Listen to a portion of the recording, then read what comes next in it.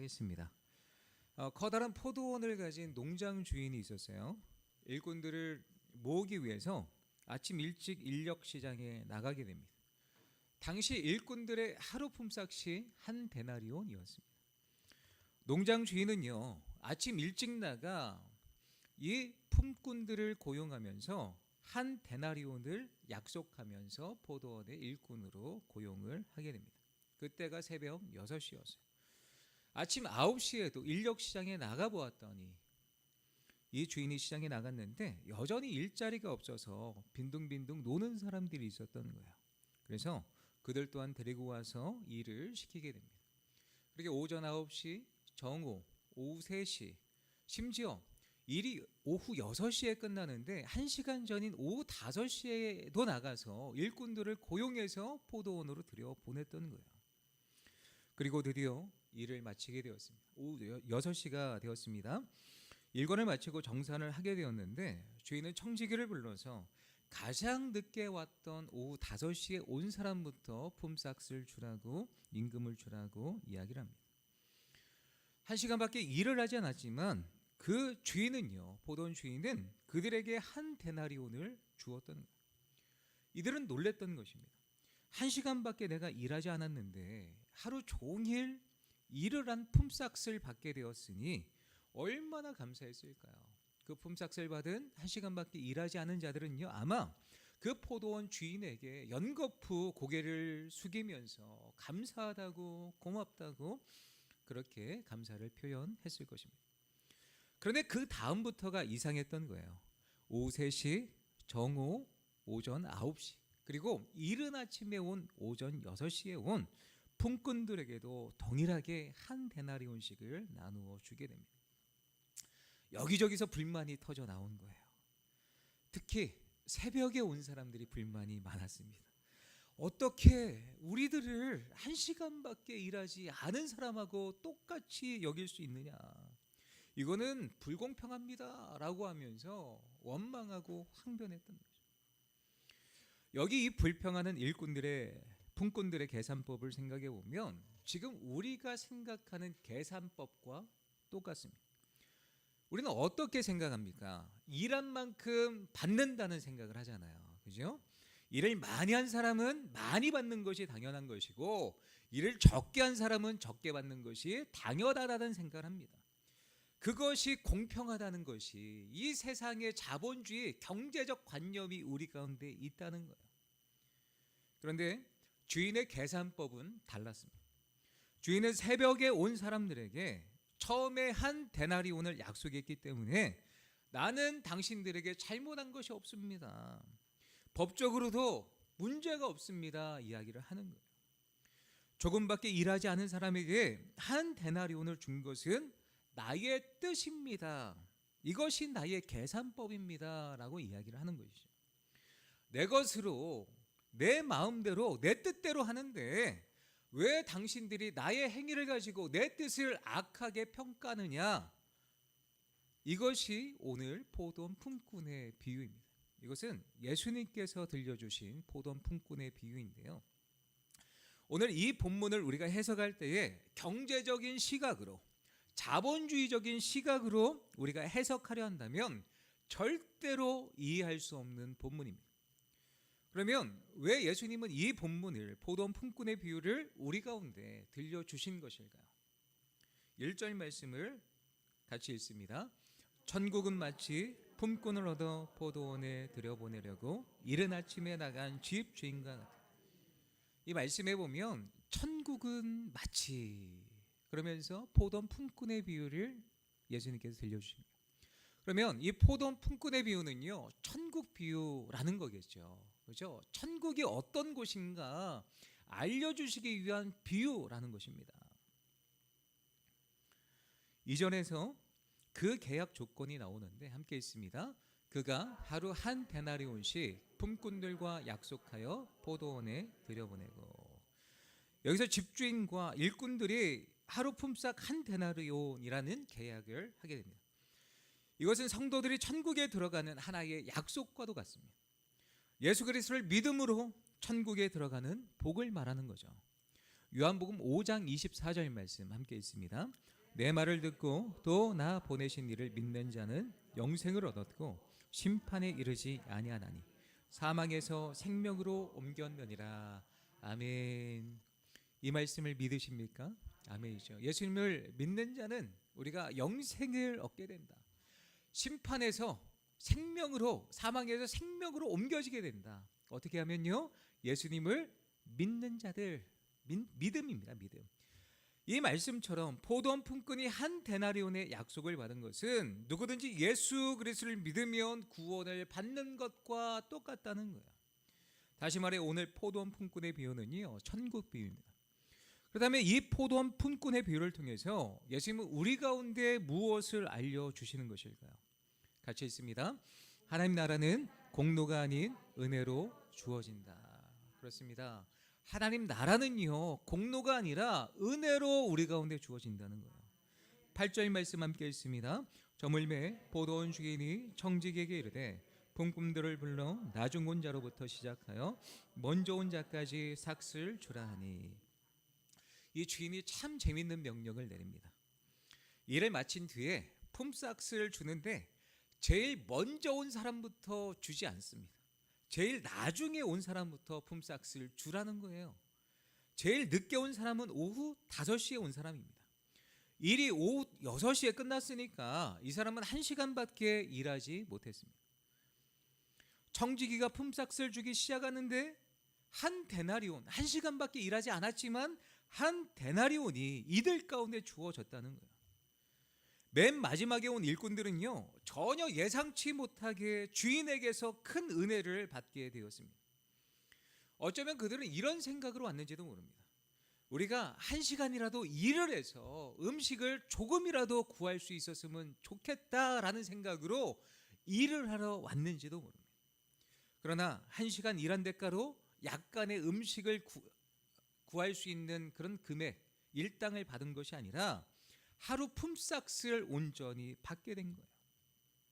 사실 포도원 주인은요, 제일 먼저 온 오전 6시에 온 사람들에게만 한 데나리온을 주겠다라고 약속을 했고, 나중에 온 사람들, 오전 9시, 정오, 오후 3시, 오후 5시 온 사람들에게는 뭐라고 이야기를 했냐면, 내가 너희에게 상당하게 주리라. 한 데나리온을 주겠다고 약속한 게 아니에요. 상당하게 줄 것이다 라고만 이야기를 하게 됩니다. 그랬더니 예상치 못한 이 한 데나리온을 받았던 사람들은요, 얼마나 기뻤을까요? 또 자연스럽게 그보다 더 일찍 와서 더 노동하고 수고한 사람들은 내심 기대하지 않았을까요? 맨 나중에 온 사람이 한 데나리온을 받았다면 나는 일찍 왔으니까 이 주인이 나에게 더 주지 않을까라는 기대감이 있었다라는 거죠. 10절 말씀 함께 있습니다. 먼저 온 자들이 와서 더 받을 줄 알았더니 그들도 한 데나리온씩 받은 줄. 더 받을 줄 알았다는 거예요. 먼저 온 자들이 한 데나리온 이거 횡재했는데 나는 오전 6시부터 12시간 일했으니까 뭐 밥 먹는 시간 빼도 한 11시간 정도 일했으니까 그러면 곱하기 10배에서 11배는 주지 않을까라는 생각을 하지 않았을까요? 이게 세상적인 자본주의 경제 시장에서의 계산법 아닙니까? 더 받을 줄 생각했던 거예요. 근데 주인은 누구에게나 똑같이 한 데나리온을 주게 된 거예요. 여기에 중요한 천국의 핵심 가치가 담겨 있습니다. 천국은요, 내가 얼만큼 수고했느냐에 따라, 내가 일찍 부름을 받아 정말 많은 수고를 했느냐에 따라 천국이 주어지는 게 아니라는 거예요. 전적으로 주님의 은혜 가운데 믿음으로 주님 앞에 나아가는 곳이 천국이다라는 겁니다. 당시 한 데나리온의 가치는요, 노동자 하루 품삯이었습니다. 여기에 나타난 품꾼은요, 하루 벌어 하루 먹고 사는 노동자였습니다. 직장에 있는 노동자들은 며칠 쉬어도 굶지는 않죠. 사회제도의 보장을 요즘은 받고 있기 때문이지 않습니까? 그러나 옛날에는요, 이 성경 시대에는, 이 예수님이 살았던 시대에는요, 이 하루 벌어 하루 먹는 그 노동자는 하루 일하지 않으면 하루 굶어야만 되는 그런 시대였습니다. 이른바 노동시장에 가서 그날 어떤 사람이 자기 자신을 고용해 주지 않으면 먹고 살기 힘들었다라는 거예요. 굶어야 되는 그런 상황이었다는 거죠. 또 오늘 내가 포도원 주인이 나를 고용해서 내가 품꾼으로 일을 하지만 내일도 이 포도원 주인이 나를 고용해 주리라는 그런 법도 보장도 없었다는 거예요. 6절 7절 말씀 함께 있습니다. 제11시에도 나가보니 서 있는 사람들이 또 있는지라 이르되 너희는 어찌하여 종일토록 놀고 여기 서 있느냐 우리를 품꾼으로 쓰는 이가 없음이니이다. 이르되 너희도 포도원에 들어가라 하니라. 아멘. 이 말씀에 보면 제11시 이 유대 시간인데요. 여기에서 숫자 6을 더하면 오늘날 우리의 시간이 됩니다. 숫자 6을 더하니까 오후 5시가 되는 거예요. 포도원 주인이 인력시장에 나가보니까 여전히 그 오후 5시에도 공치며 놀고 있는 사람들이 있었다는 거예요. 그래서 묻는 겁니다. 너희는 어찌하여 종일토록 놀고 여기 서 있느냐? 이때 쓰임을 받지 못했던 사람들이 뭐라고 대답합니까? 우리를 품꾼으로 쓰는 이가 없음이니이다. 이 사람들의 심정이 이해가 가십니까? 저녁 5시까지 기다려도 일자리를 얻을 수 없었다는 거예요. 아마 저도 이제 일용직 아침 일찍 이렇게 가서 개미 인력 이런 데 있잖아요. 그런 데 가서 막노동을 해본 적이 있습니다. 젊어서 고생은 사서도 한다. 그래서 제가 한 23살, 24살 정도에 이렇게 가서 그렇게 일을 하게 되었는데, 그러면 그 품꾼을 고용할 사람들이 오잖아요. 그래서 이 사람 이런 식으로 이렇게 데리고 가기도 하거든요. 자, 그렇다면 오전 일찍에 나간 사람들 중에 포도원 주인은 어떤 사람을 픽업해 갈까요?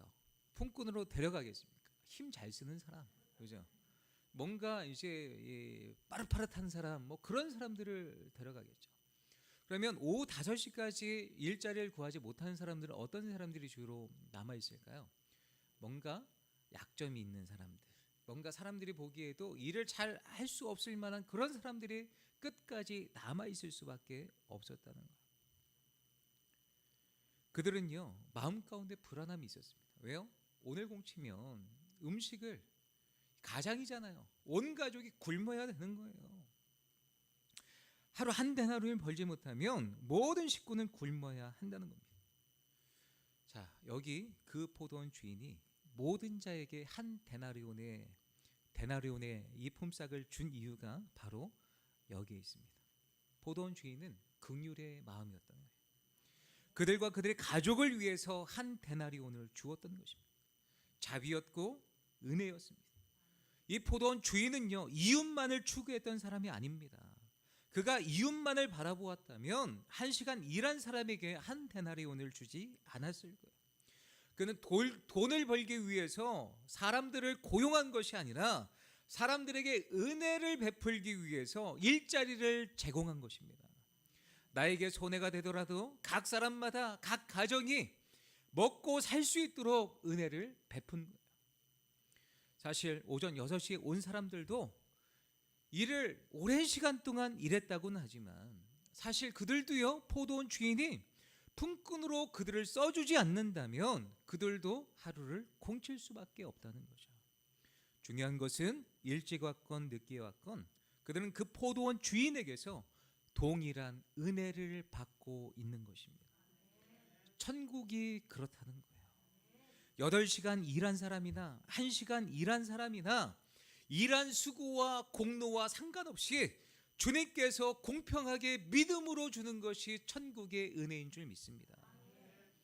먼저 부름을 받은 사람이든지 늦게 예수님을 믿은 사람이든지 예수님을 믿기만 하면 하나님의 나라가 은혜로 저들 가운데 주어진다는 거예요. 예수님께서 십자가에 못 박혀 돌아가실 때에 옆에 있던 한 강도를 보실까요? 그 강도는요, 예수님을 평소에 만나본 적도 없습니다. 예수님의 가르침을 받은 적도 없어요. 제자 훈련을 1년 동안 3년 동안 집중적으로 받은 적도 없습니다. 그저 십자가에서 옆에서 예수님을 만났을 뿐입니다. 한 강도가 예수님을 저주하자 이 한쪽에 있는 강도가 예수님을 저주했던 강도를 야단치면서 예수님, 당신의 나라가 임하실 때에 나를 기억해 주세요라고 하면서 예수님께 자비를, 긍휼을 호소했습니다. 예수님이 이 강도의 고백 가운데 뭐라고 응답하십니까? 오늘 내가 나와 함께 낙원에 있으리라. 이 강도는요, 그 생애의 마지막 순간에 예수님을 만난 것입니다. 예수님은 죽기 직전에 이 강도에게 한량없는 은혜로 자비를 베풀어 주신 거예요. 누구든지 예수 그리스도의 이름을 부르는 자는, 또 믿는 자는 구원을 얻으리라. 천국은요, 우리의 공로와 노력으로 보상을 받는 곳이 아닙니다. 천국은 하나님의 은혜로 우리에게 주어지는 거예요. 예수님의 십자가의 보혈의 은혜가 우리 가운데 임할 때에 임하였기 때문에 우리에게 주어지는 것이 천국입니다. 사랑하는 성도 여러분, 우리는 몇 시에 부름받은 품꾼이라고 생각하십니까? 오전 6시에 나는 일찍 부름받았어. 나는 정오에, 오전 9시에 정오에. 나는 조금 늦게 오후 3시에. 나는 오후 5시에 부름을 받았어. 몇 시에 부름받은 품꾼이라 생각되십니까? 우리가 신앙생활을 오래 하면 오래 할수록 이 천국의 핵심 가치인 예수 그리스도의 은혜가 점점 사라지고 있지는 않습니까? 예수님의 은혜는 사라지고 우리 가운데 공로와 노력만 남아서, 열심만 남아서 나의 공로와 노력과 행위로 마치 구원을 얻으려고 발버둥치는 그런 일찍 부름받은 자와 같이 살아가고 있지는 않습니까? 우리가 우리의 신앙을 점검해 보셨으면 좋겠습니다. 먼저 왔건 늦게 왔건, 더 많이 일을 했건 적게 일을 했건, 주님이 우리를 천국의 백성으로 불러주신 은혜에 감사하며 그 천국의 그 은혜의 작동 원리가 지금 내 삶을 주장할 수 있도록 그 은혜를 결코 잃어버리지 않는 저와 모든 성도님들 되시기를 예수님의 이름으로 축원합니다. 두 번째입니다. 함께 있습니다. 하나님 나라는 비교가 아닌 사랑으로 작동한다. 첫 번째, 천국의 작동 원리는요, 은혜로 작동하는 거고, 두 번째는요, 사랑으로 작동한다는 거예요. 11절 12절 말씀 함께 있습니다. 받은 후 집 주인을 원망하여 이르되 나종은 이 사람들은 1시간밖에 일하지 아니하였거늘 그들을 종일 수고하고 더위를 견딘 우리와 같게 했나이다. 문제가 생겼습니다. 일찍 왔던 사람들, 특히 오전 6시 새벽부터 와서 온종일 고생한 수고한 사람들의 마음에 서운함과 섭섭함이 생기게 되었던 거예요. 먼저 온 자들이 원망했다 기록하고 있죠. 불공평합니다.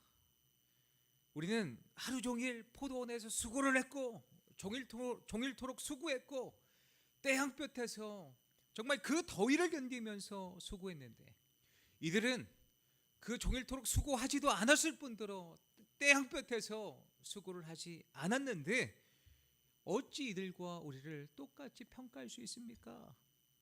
이들은 그 주인을 원망하게 됩니다.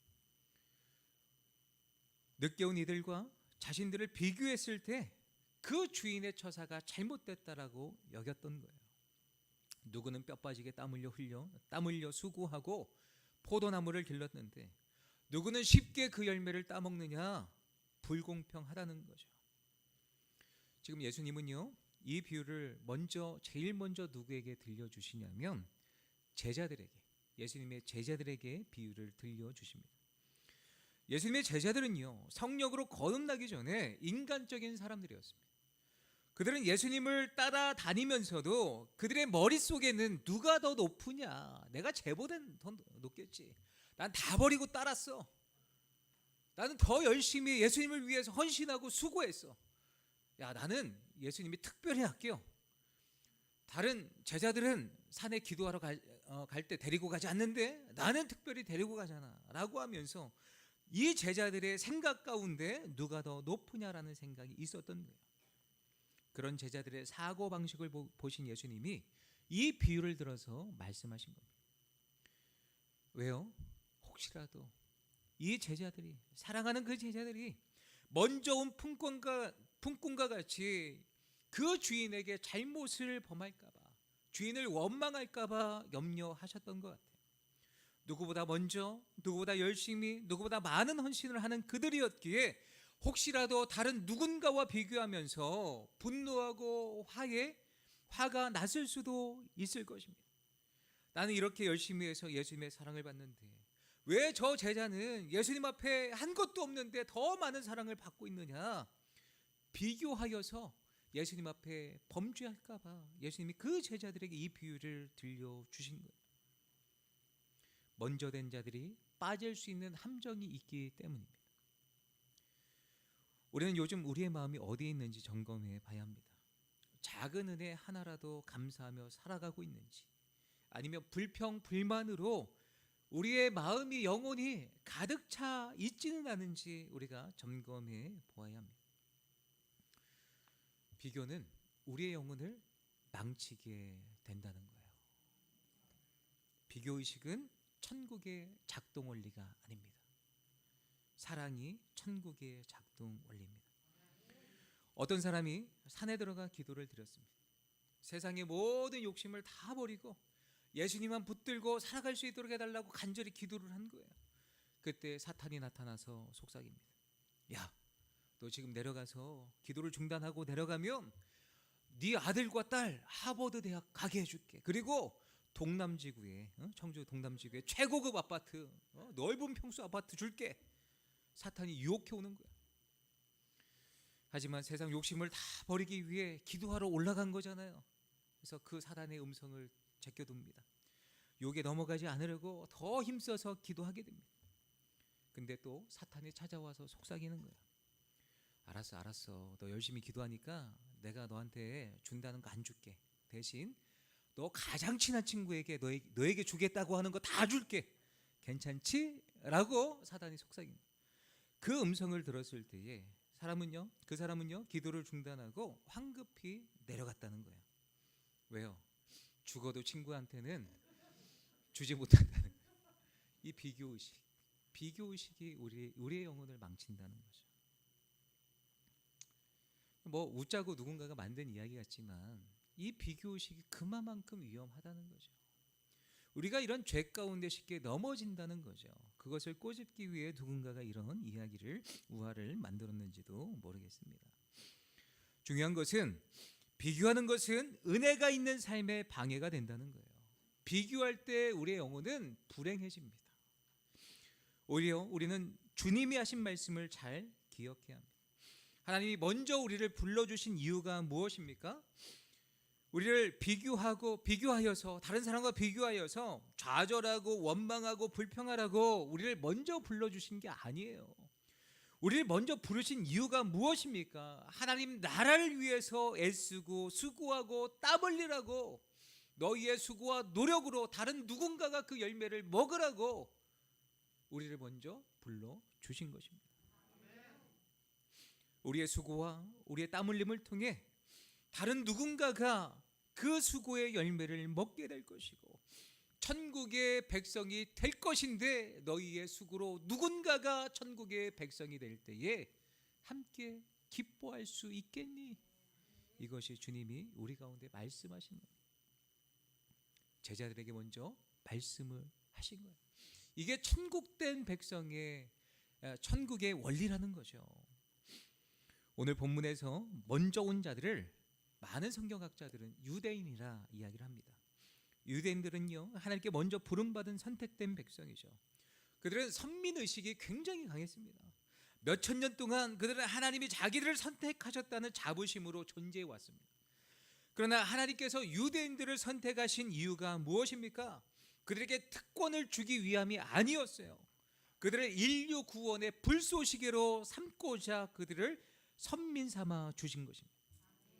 그들이 하나님을 예배하는 것을 보고, 하나님께서 그 선택한 백성들에게 복 주시는 것을 보고, 세계 수많은 이방인들이 하나님 앞에 예배드리고 하나님께 영광을 올려드릴 수 있도록, 하나님을 섬길 수 있도록 그들을 먼저 불러주신 것입니다. 하나님께서 먼저 부르신 이유가 무엇입니까? 그들에게 더 많은 데나리온을 주기 위해 부르신 것이 아니라는 거예요. 늦게 온 자들이 한 데나리온을 받는 것을 보고 즐거워하라고 그들을 불러주신 것입니다. 내가 포도원을 가꾸고 땀 흘려 수고해서 누군가가 수고함 없이 그 열매를 먹는다 할지라도 그가 한 데나리온을 받을 때에 너가 기뻐해야 돼. 그러므로 우리를 먼저 불러주신 것입니다. 이것이 천국의 가치관이고 천국의 작동 원리라는 거예요. 오늘 비유와 비슷한 비유가 있다면 탕자의 비유입니다. 탕자가 아버지의 재산을 다 허랑방탕하게 창기들과 함께 쓰고 아버지의 품으로 돌아오지 않습니까? 그때 이 아버지의 입장에서는 이렇게 생각할 수 있습니다. 이렇게 처신할 수 있습니다. 이 고얀 놈을 봤나? 내가 너에게 창기와 쓰라고 재산을 물려준 줄 알아. 너 콧구녕을 나봐야 돼. 그리고 나서 내가 생각을 해보고 너를 용서해 줄게. 아버지가 마땅히 이렇게 처신할 수 있었다는 거죠. 사실 대부분 사람들이 그렇게 행동하지 않습니까? 그런데 탕자의 아버지는요, 그렇지 않았습니다. 탕자가 돌아올 때까지 마을 입구에서 날마다 기다리는 거예요. 그리고 그 아들이 돌아왔을 때에 그 아들을 발견하고 즉시 달려가게 됩니다. 이것이 아버지의 마음이에요. 냄새나는 그 아들을 껴안고 입을 맞추고 손에 반지를 끼워주고 새 옷을 갈아입히고 동네 사람들 다 초청해서 잔치를 벌이는 것이 아버지의 마음입니다. 죄인을 영접하시는 아버지의 마음이죠. 오늘 본문에 나오는 늦게 온 사람들 똑같이 반기시는 아버지의 사랑과 아버지의 마음이 느껴지십니까? 그런데 이 탕자가 돌아온 것을 보고 떨떠름하게 표정 짓는 사람이 있습니다. 바로 큰아들입니다. 그래서 아버지에게 따지는 거예요. 그 잔치 가운데 들어가지 못하고 밖에 서서 아버지가 나올 때까지 들어가지 않고 아버지를 기다렸던 거죠. 그러면서 아버지에게 뭐라고 따집니까? 아버지, 제가 지금까지 살아오면서 아버지를 모시면서 아버지를 서운케 해드린 적이 있습니까? 저는 착실하게 아버지가 요구하는 대로 정직하게 살아왔습니다. 아버지를 서운하게 해드린 적도 없고 또 아버지의 재산을 창기와 함께 날려버리지도 않았습니다.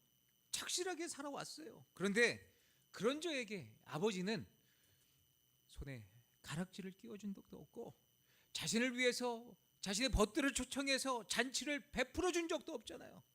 그런데 어찌 아버지의 재산을 장녀들과 함께 탕진한 이 아들을 위해 어찌 송아지를 잡아 살찐 송아지를 잡아 잔치를 베푼단 말입니까? 난 그렇게 살지 않았잖아요. 난 아니잖아요. 이건 불공평하잖아요. 큰아들이 아버지에게 이렇게 반응했다는 거예요. 이 탕자의 비유에 나오는 큰아들이 오늘 본문에 나오는 먼저 온 자들과 똑같습니다. 이들은 공로와 율법주의의 모든 시각을 가지고 은혜와 사랑을 바라보지 못했던 거예요. 자신들의 수고와 노력만 바라볼 뿐입니다. 그러나 아버지의 관점은 달랐어요. 아버지는 큰아들에게 뭐라고 설득을 하고 있습니까? 너는 나와 항상 함께 있었지만 이 아들은 죽었다가 산 아들이 아니냐. 아들이 아니냐. 이 아버지의 사랑을 왜 모르느냐. 오늘 본문에서도 먼저 온 자들에게 뭐라고 말씀하십니까? 그들을 설득하시면서 친구여 내 것이나 가지고 돌아가라. 못된 놈 그렇게 이야기를 하지 않았어요. 이 사람들이 뭐 정신이 있는 거야 없는 거야 내가 이렇게 화를 친구여. 이것이 예수님의 마음인 것입니다. 아버지의 안타까움이 무엇입니까? 내가 이 아들을 사랑해서 이렇게 기뻐하는 것처럼 큰아들아 너도 이 아버지의 마음으로 함께 기뻐해 주면 안 되겠니? 먼저 온 자들아 나의 마음과 같이 함께 저들이 구원받은 것에 대해서 기뻐해 주면 안 되겠니? 예수님은 이 비유를 통해서 우리 가운데 무엇을 요구하시는 거예요? 비록 탕자와 같은 삶을 살았던 사람들이라도 정말 세상 가운데 처참한 죄악 가운데 살았던 사람들이라도 그들이 주님 앞에 돌아오면 그 아버지의 사랑과 마음으로 함께 기뻐해 주는 것이 마땅한 것 아니겠니? 이것이 예수님의 말씀인 것입니다. 예수님은 이 포도원 품꾼의 비유를 통해서 예수님이 어떤 분인지 분명하게 말씀해 주셨습니다. 함께 읽습니다. 내 것이나 가지고 가라. 나중 온 이 사람에게 너와 같이 주는 것이 내 뜻이니라. 내 뜻이니라. 내가 이 늦게 온 자들도 구원하는 것이 내 뜻이니라. 예수님은 선하시다는 거예요. 천국을 공평하게, 믿음으로 공평하게 주는 것이 예수님의 뜻이라는 거예요. 예수님은 공로를 통해 우리를 바라보시고 측정하시는 분이 아닙니다. 요한복음 3장 17절 함께 읽습니다. 하나님이 그 아들을 세상에 보내신 것은 세상을 심판하려 하시며 그로 말미암아 세상이 구원을 받게 하려 하심이라. 예수님이 이 땅에 오신 것은 우리의 어떤 공로, 우리의 어떤 행위로 우리를 심판하기 위해 오신 것이 아니라 우리를 구원하시기 위해, 아무리 죄를 지었어도 우리를 구원하시기 위해 이 땅 가운데 오신 줄 믿습니다. 오늘 본문은 이렇게 마치고 있습니다. 함께 읽습니다. 이와 같이 나중된 자로서 먼저 되고 먼저 된 자로서 나중되리라. 아멘. 이 말씀을요, 우리는 언제 많이 사용합니까? 나중 믿은 사람이 먼저 믿은 사람보다 믿음이 좋다, 나중 믿은 사람이 먼저 믿은 사람보다 장로가, 권사가 더 일찍 된다, 그렇게 사용하라고 주신 말씀이 아니에요. 이 말씀이 어떤 의미일까 제가 깊게 묵상을 해 보았는데요. 왜 하나님은 순서를 먼저 온 자들을 늦게 품삯을 주신 것일까?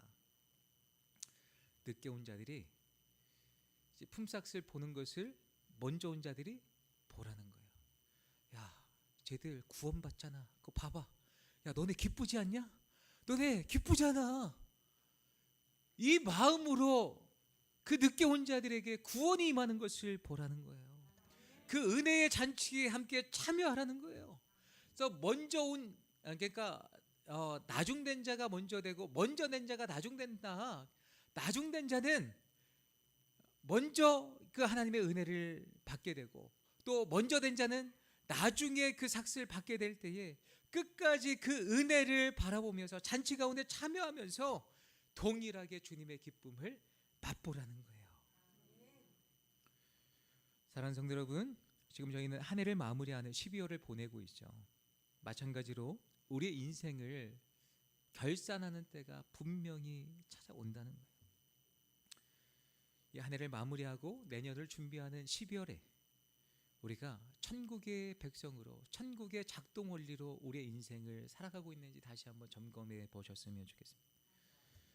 공로만 남고 은혜는 사라졌는지 우리를 점검해 보셨으면 좋겠고, 또 하나님 아버지의 그 사랑의 마음이 우리 가운데 작동되어져서 정말 모든 자들을 용납하고 사랑하는 그 예수 그리스도의 마음이 우리 가운데 있는지 점검하시며 천국의 작동 원리로 은혜와 사랑이 충만하여서 하나님이 기뻐하시는 인생을 살아가시는 저와 모든 성도님들 되시기를 예수님의 이름으로 축원합니다.